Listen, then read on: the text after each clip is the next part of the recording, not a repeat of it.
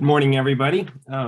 As Doris mentioned, my name is Richard Heerema. I am Extension Pecan Specialist at New Mexico State University. I've been at New Mexico State for about 16 years and have been working on pecans and pistachios for most of that time. Today I'm going to be talking about increasing irrigation efficiency in pecan orchards. And I really do thank the planning committee for this conference, and especially Israel and Stephanie for the invitation to present on this. What you see on this title slide, there's a couple pictures I need to talk about for just a second, and those are some pictures from an experiment that was done by one of my graduate students, Kurt Pierce. This was a USDA funded project, and where we put in some drip irrigation. Put in a drip irrigation system into one of the orchards at New Mexico State University's Linedecker farm. So if ever you get a chance to pay a visit to the farm, be sure to check this out. So at the outset of our presentation, I need to acknowledge that, that there are lots of different ways to define water use efficiency or irrigation water use efficiency in agriculture. We're gonna, for the purposes of our presentation today, and especially since we're talking about, we're talking with farmers, we're gonna use this definition. That is the product produced, or the high quality product produced, divided by the volume of irrigation water applied. Okay, so again, lots of other ways to define irrigation, but from the farmer's perspective, this is probably the most important one. I mean, because we're talking about pecans, it's high quality pecan kernels produced. That's what we're going to be talking about, and that's going to be really closely tied to revenues. Okay, so that's going to be very highly correlated with the revenues produced by an orchard.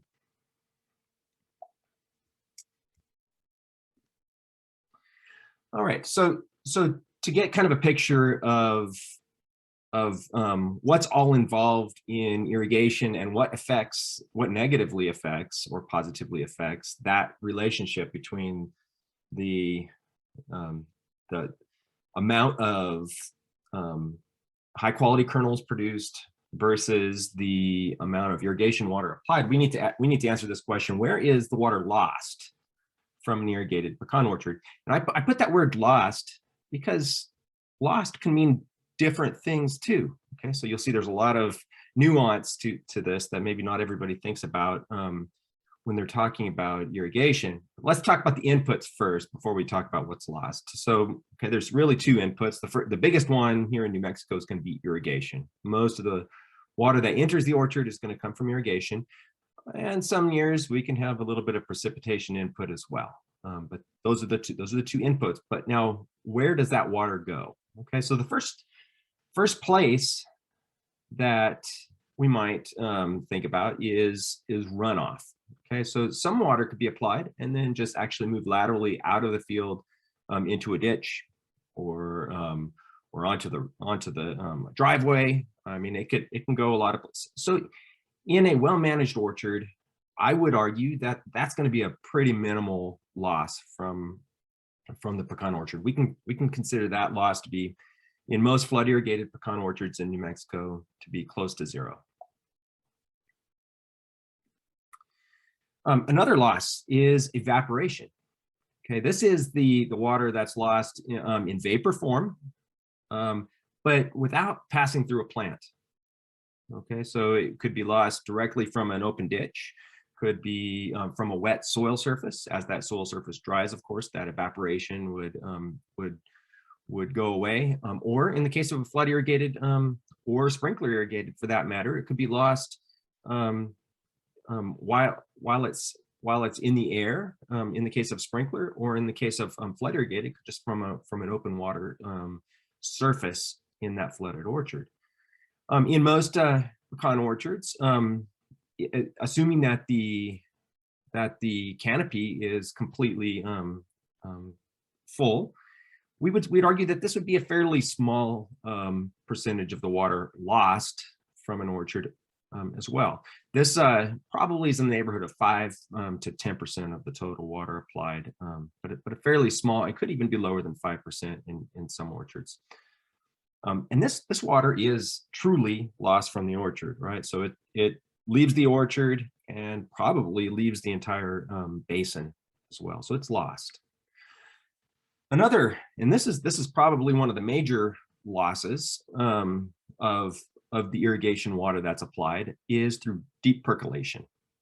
And deep percolation is the water that moves downward in the soil profile past the point where the roots, past the bottom of the root zone. So it's really no longer accessible to the roots of the trees. And that water is lost from the perspective of the farmer, but it's not lost from the perspective of the overall basin, right? So most of that, or nearly all of it, should arrive back in the aquifer again.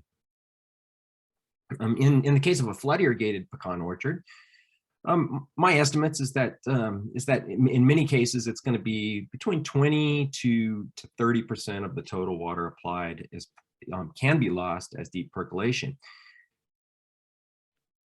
And then some of that water is going to be taken up by the crop or by other vegetation in the orchard, and that would then be lost primarily as transpiration. And that's actually the largest loss, but again, that's a beneficial loss that's where we want the water to go in an ag setting.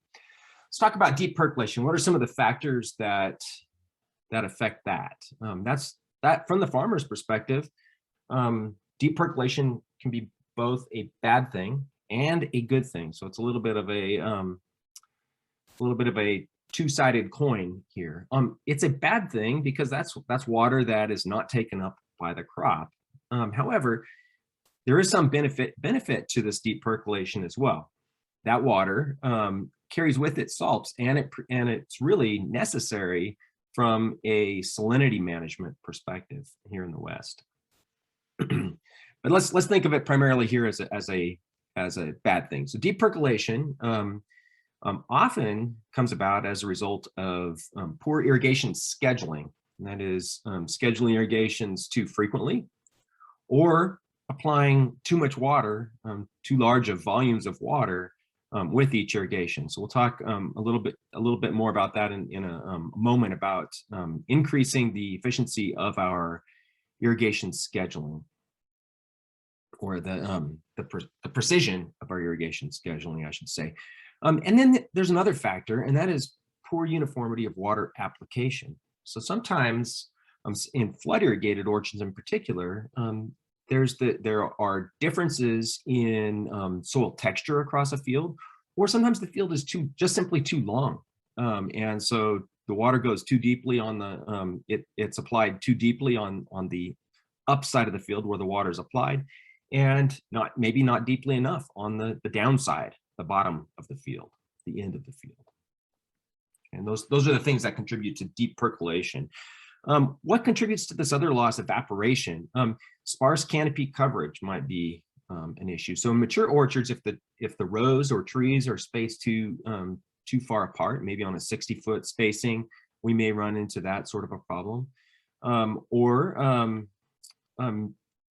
It's also the case in immature orchards before the canopies have completely filled in, and the orchard floor isn't shaded.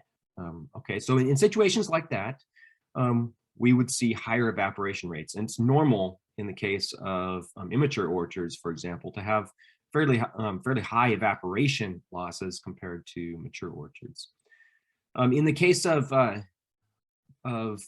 orchards where the sun can actually reach the orchard floor, there may also be increased losses simply because the soil surface stays wet for long periods of time. Now, in the case of flood irrigated orchards, that may be a fairly short period of time when that soil is wet. But in the case of drip irrigated or micro sprinkler irrigated, that soil surface can be wet for really long periods of time, and the evaporation losses can actually be increased in those sorts of situations with those irrigation systems.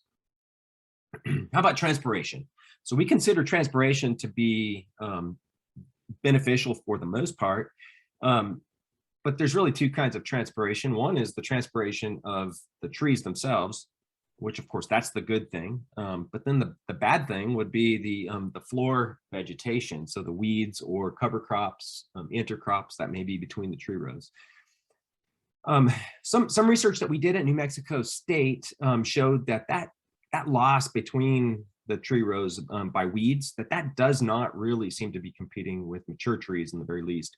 But with immature trees, that is a real concern and may actually affect pecan performance.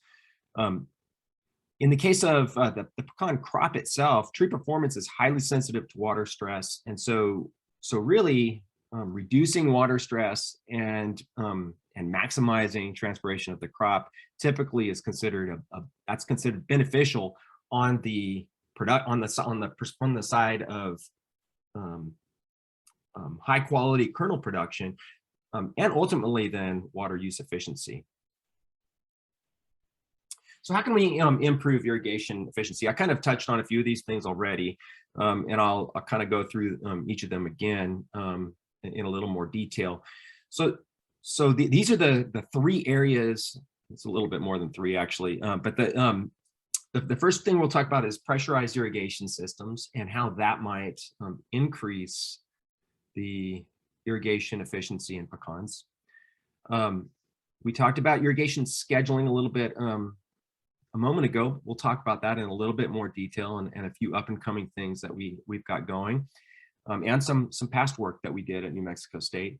And then finally, we'll talk about regulated deficit irrigation, partial root zone drying, and then Pecan Genetics. And these are really up and coming things, work that's either just recently completed or ongoing at New Mexico State. So the first thing we're going to talk about is irrigation systems. Most pecan orchards in New Mexico are still basin flooded, and the typical efficiencies you might see in different irrigation systems are going to be shown here on the in this table on the right-hand column. So for a basin flood irrigation system, I suspect most of our orchards are going to be in that 65% range. That is, that 65% of the water that's applied is actually taken up as transpiration for the crop. Okay, but it can sometimes go as high as 80%. Solid set sprinklers, this would be like impact sprinklers. They might be in that same general. They'll probably be a little bit higher than that because of the increased uniformity of application compared with flood irrigation. But typically it's not that high either. Micro sprinklers and surface drip are going to have a little bit higher application efficiencies, 85 to 90% for micro sprinkler, even a little bit higher for surface drip. And then the one that really stands out is subsurface drip. Those are when the lines, the emitters are actually underneath the surface of the soil.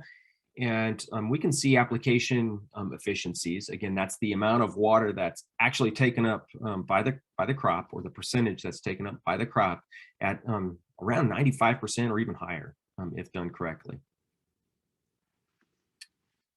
I should mention that there are some, there has been some debate recently, or some pushback, I could call it, with regard to some of these more modern irrigation systems, the micro sprinkler and the drip irrigation systems, and some of these are valid criticisms, valid points. One is that in basin after basin where these pressurized irrigation systems have been adopted and replaced flood irrigation, what you've seen is that because people now have more water to use, they will actually increase the amount of acreage that they irrigate. So that's happened over and over around the world, and ultimately in these basins, there's no change in the amount of water that's actually used. So that is a valid criticism. That's really beyond the scope of my talk today. But from the farmer's perspective, it is a more efficient approach. One other area of pushback is that what have we actually changed with the with shifting from flood irrigation to drip irrigation? Where have we gained in the efficiency, and um, and what has that done to actual evapotranspiration? So where we have gained has been mostly in that deep percolation.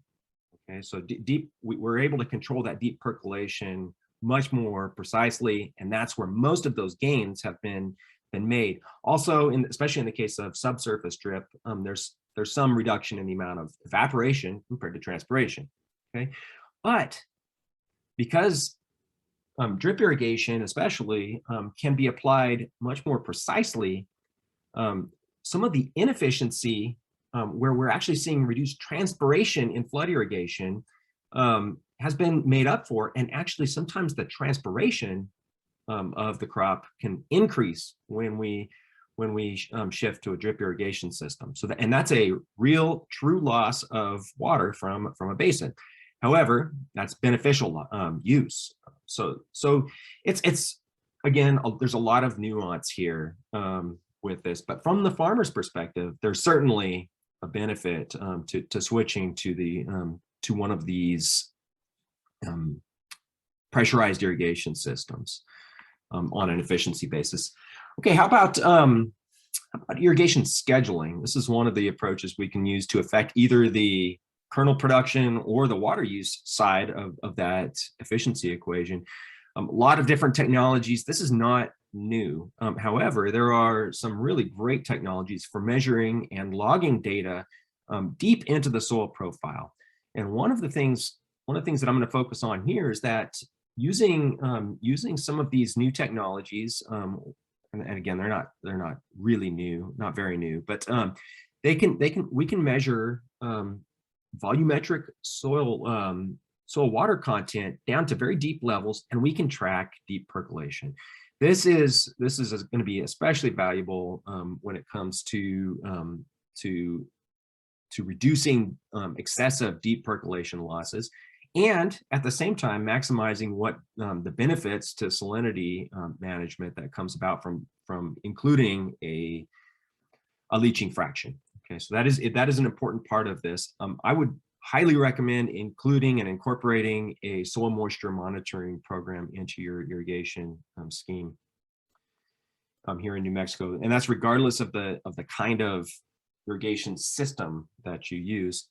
I would also recommend using some sort of a evapotranspiration estimation tool, or the budget approach. There's really two sides to this budget approach. One is knowing how much water you've applied. And in a flood irrigation setting, that can be estimated based on just using the flow meter readings on a pump, or it could be it should also be measured by knowing what the root zone depth is and what the soil water holding capacity. So knowing something about your orchard is going to be really essential to this.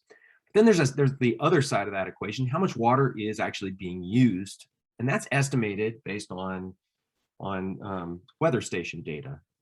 I'm working together with Dave Dubois and Stan Engel to develop a new tool for pecan producers to use here in the Mesilla Valley in order to better estimate what evapotranspiration is happening real time.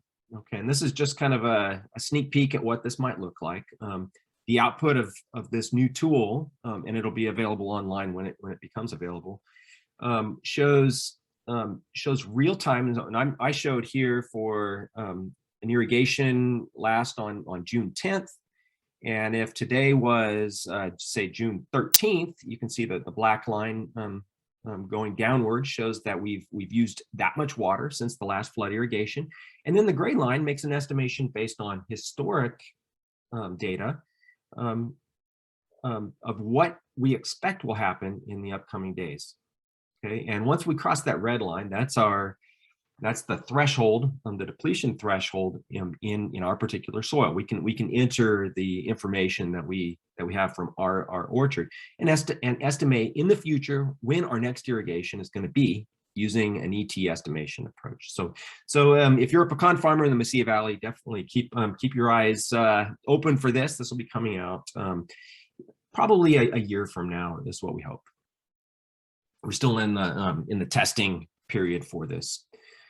Another approach that a lot of producers have been hesitant to adopt, but I really strongly believe is an important thing for people to consider, and that is to adopt a plant-based method for irrigation scheduling. The most popular and the one that we've studied the most at New Mexico State is the use of a Scholander pressure chamber, or pressure bomb, it's sometimes called, in order to determine the midday stem water potential. That is the water status of the plant. We can ask the plant, how thirsty are you? Is it time to water?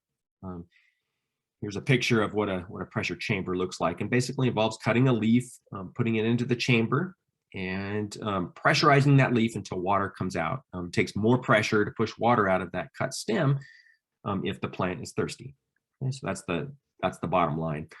We had a graduate student, Yahya Othman, who he graduated in 2019. He published a study, his dissertation research, which modeled the relationship of photosynthesis with midday stem water potential. That's the variable that's measured with that pressure chamber, right?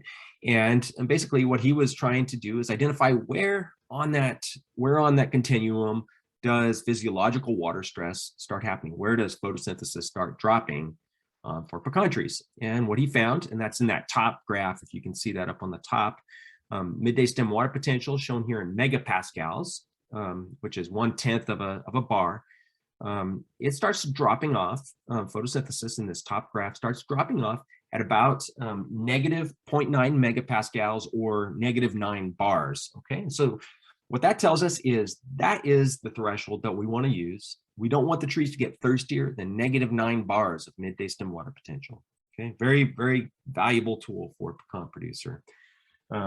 I recommend that producers use this only in conjunction with the two other things that I just mentioned, that is ET estimation and soil moisture monitoring. Now I'm going to switch gears a little bit, talk about pistachios. We don't have something like this yet in pecan. I did have a graduate student work a little bit on trying to develop approaches for regulated. I've had two graduate students actually work on this. We're still looking for a similar situation for pecan, but in pistachio, there's this middle part of the growing season from about the May 15 until the end of June, when it doesn't seem that any sort of water stress affects crop production. It doesn't affect the quality, and it doesn't affect the yield. Okay, so now if we can find a similar stage for pecan where if we were to deficit irrigate during that stage, then we would be able to reduce the total water applied by cutting back on irrigation during that stage. So far, we don't have something like that for pecan, but the hope is that someday we will be able to identify that for pecan as well. Kurt Pierce, my graduate student who he's going to graduate right now this year, or this semester. He studied partial root zone drying, which is another approach it's possible. It's easiest with pressurized systems, but it can be done in flood irrigation as well, where part of the root zone is irrigated and the other part is allowed to dry down, and then it's switched after some amount of time. What he discovered is that plants irrigated, that pecan trees irrigated according to this approach, seem to be a little less sensitive in terms of physiological water stress. They can be taken down to a lower midday stem water potential with less of an effect on photosynthesis. So it seems that there may be some benefit in the case of pecans. So far, we're not ready to recommend this yet, but this is a practice that's already done in other crops with great success, like grapes. That's one of the crops where it's done. And then finally, let's talk about pecan genetics. So different pecan varieties are more or less adapted to drought stress or water stress or salinity stress. And so that may be really the most important thing for for the future for New Mexico. Now, New Mexico State University, with Jennifer Randall as the lead PI, has led a national project that was funded by the USDA beginning in 2016. In this project, we recently published 4 genome sequences, 4 different pecan genome sequences, and with annotations. So that may sound exciting and all, but the reason this is important is now we can identify which genes are involved in water stress, which genes are involved in disease resistance, which ones are involved in salinity tolerance, which ones are involved in you name it. It doesn't matter what genetically controlled trait you're talking about. We can identify that now in the genome, and that, of course, is going to go a long ways for ultimately developing better cultivars and rootstocks for enhanced water use efficiency and for all of these other traits that I mentioned. So again, it's very exciting that New Mexico State was the lead on this project. And with that, I think I am just about out of time, and I'm ready to accept any questions if I have time to answer them. Okay, thank you so much for that. You do have a couple of questions. So the first one is it worth cultivating grass on the orchard floor to prevent evaporation, or does the grass take up too much water itself? Okay, that's really an excellent question. So I would say that it depends a little on your situation. In the case of mature orchards, there may be some benefits to having a cover crop. Now, I wouldn't always say that cultivating grass as a cover crop is necessarily going to be the best choice. I often really I advise people to manage it's resident vegetation is what I call it. That's just a nice way of saying the weeds. Whatever grows in the middles, just allowing that to grow and mow it. Okay. Now, I do not advise that you allow that to grow right up to the tree. Okay, and there's management reasons why you don't want to do that, particularly if you have a sprinkler system or a micro sprinkler system. You need to maintain a herbicide strip or some sort of vegetation-free strip in the tree row, and that would include in organic orchards. There are techniques for maintaining a vegetation-free strip in the tree row. But I strongly recommend maintaining vegetation between the tree rows in that driving lane, basically. I had a graduate student years ago who did some work and found that there was no competition between a mature tree and the vegetation that's growing on the orchard floor. Okay. And so I think that there's a number of benefits for that. Okay, thank you. We now have 5 minutes left. We have some time for questions. The next question is, does the deep percolation recharge the groundwater aquifers? So the answer to that question is yes. Okay, so but you have to bear in mind that in many cases the water originally arrived from the aquifer.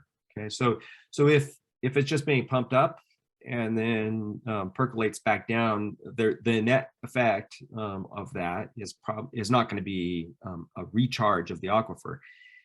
That's a different scenario if the water arrived from a surface flow. Okay, so if the water arrived from let's just say the irrigation district, that was surface water, and that deep percolation, that's a beneficial recharge to the aquifer. Okay, and so that's really the most important thing. I think the very best scenario would be for a producer to have a dual irrigation system, and that is to have flood irrigation every time a surface flow arrives from the irrigation district, but buried drip or micro sprinklers when they're using using their pump when they're actually irrigating from the well. And the reason for that is they can much more carefully manage that deep percolation. Okay, awesome, thank you. The next question is, as I understand, soil aggregation and soil organic matter are important indicator for the soil's ability to infiltrate and retain moisture. Are you measuring these in your orchards? And if so, what trends or relationships do you see between soil health indicators and water use efficiency? So yes, that is actually a really good point, and that organic matter does increase the ability of a soil to retain and hold moisture. It also affects the ability of that moisture to move down in a timely fashion. Okay, higher organic matter, the percolation is gonna move more quickly, but then also be held in the soil. So I think that's a you're asking whether I measure that. We do have some studies where we are measuring those variables, not necessarily with the goal of looking at moisture retention. So that's not something that I'm necessarily focusing on in my own research. However, I do highly recommend that that producers collect soil samples annually, and that one of those variables that they look at is the organic matter, and really for a lot of reasons. It's not just for the water management, it's for a lot of other reasons. Increasing that organic matter is very valuable. And actually that goes back to the first question that we had about maintaining a cover crop. One of the reasons why I recommend maintaining a cover crop, even if it is just resident vegetation, is because that allows the organic matter in those soils to increase over time, or at least to be maintained over time. Okay, perfect. We have time for one more really quick question. Does subsurface watering still allow for salt to leach beyond the root zone? That is a really, really important question. The question, one thing that you have to understand is that when you have a subsurface drip system, those lines may be located a few inches below the soil surface. Okay, they might be 3, 4, 5, 6 inches down. Now, it is possible to use the drip irrigation system to leach salts below the lines, but it is not possible for it to leach any salts that are above the lines. Okay, and how do salts get above the lines? There's a couple different ways that they arrive there, but one of the ways that salts arrive above the lines is that, especially in more clayey soils, the water from the drip lines can actually sub up toward the surface, and salts can accumulate in that zone. In order for that zone to get leached, precipitation needs to happen, or a flood irrigation event needs to happen to push that salt down. So that is a challenge for subsurface drip. My recommendation in most cases will be to retain the ability to flood irrigate so that you can manage salts in that zone above the drip emitters. Excellent question. Okay, perfect. Thank you so much for your talk. We're all out of time for questions. For future support of programs like this, audience feedback is critical. Therefore, for some talks, you will be receiving a pre-survey and a post-survey.